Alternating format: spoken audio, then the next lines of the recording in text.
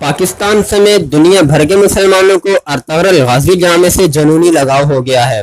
جب بھی اس ڈرامے کے اندر کوئی برے کردار والا مرتا ہے تو اسے اندر سے خوشی محسوس ہوتی ہے، اور جب کوئی مجاہد شہید ہوتا ہے تو اس کے غم میں اسٹیٹس لگائے جاتے ہیں۔ آج کی ہماری ویڈیو ارطغرل غازی میں شہید ہونے والے ان مجاہدین کے بارے میں ہے جن کی شہادت کو دیکھ کر ناظرین سچ میں رو پڑے۔ تو چلیے ویڈیو شروع کرتے ہیں۔ نمبر 5، شہیر۔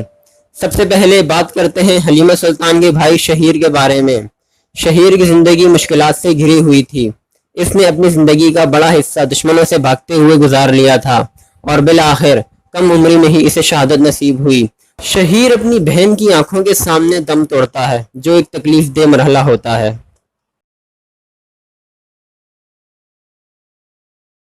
نمبر 4، سلمان شاہ۔ سلمان شاہ جو کہ کائی قبیلے کے سردار بھی تھے اور ارطغرل کے والد صاحب بھی تھے، ان کی شہادت اپنے دونوں بیٹوں کی باہوں میں ہوئی۔ سلمان شاہ جو کہ اپنی زندگی میں کافی کچھ حاصل کر چکے تھے، تو یہ موت تھوڑی سی ایکسپیکٹڈ بھی تھی۔ سلمان شاہ نے جس طرح اپنے بیٹوں کو الوداع کہا اور ان کی باہوں میں باتیں کرتے ہوئے جام شہادت نوش کیا، یہ ایک شاندار کریکٹر کا شاندار اختتام تھا۔ نمبر 3، دہلی دمیر۔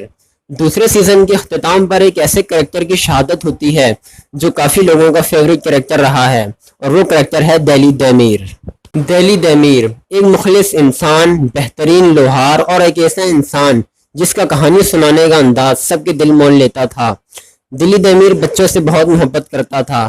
دہلی دمیر نے اپنا پورا خاندان حق کے راستے میں شہید کر دیا، اور بالآخر دوسرے سیزن کے اختتام پر انہیں بھی شہادت نصیب ہوئی۔ جب دہلی دمیر کی آخری رسومات ادا ہو رہی تھی، تب ایک ایسا دکھی منظر بن رہا تھا جسے اس ڈرامے کے سیڈ مومنٹس میں بھی شمار کیا جا سکتا ہے۔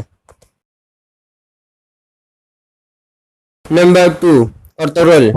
حالانکہ اس ڈرامے میں ارطغرل غازی کی شہادت حقیقتاً تو نہیں ہوتی، لیکن کافی مقامات پر ایسے شو کیا جاتا ہے کہ جیسے وہ اب شہید ہو چکے ہیں۔ دوسرے سیزن میں جب ارطغرل غازی منگولوں کے ہاتھ چلا جاتا ہے تو وہ لمحہ اتنا افسردہ ہوتا ہے اور بالکل ایسا لگتا ہے کہ جیسے ارطغرل غازی اب شہید ہو چکے ہیں۔ نمبر 1، حلیمہ سلطان۔ اب بات کرتے ہیں اس ڈرامے کے ایسے سین کے بارے میں جسے دیکھ کر شاید ہر کوئی رویا ہوگا۔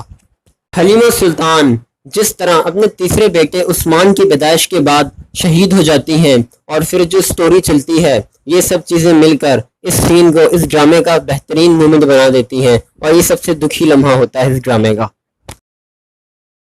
تو دوستو، کیسی لگی آج کی ویڈیو؟ امید کرتا ہوں آپ کو ویڈیو پسند آئی ہوگی۔ اگلی ویڈیو تک کے لیے اجازت دیں اور چینل کو سبسکرائب کر دیں تاکہ آنے والی ویڈیوز آپ تک پہنچ سکیں۔ اپنا خیال رکھیے گا۔ اللہ حافظ۔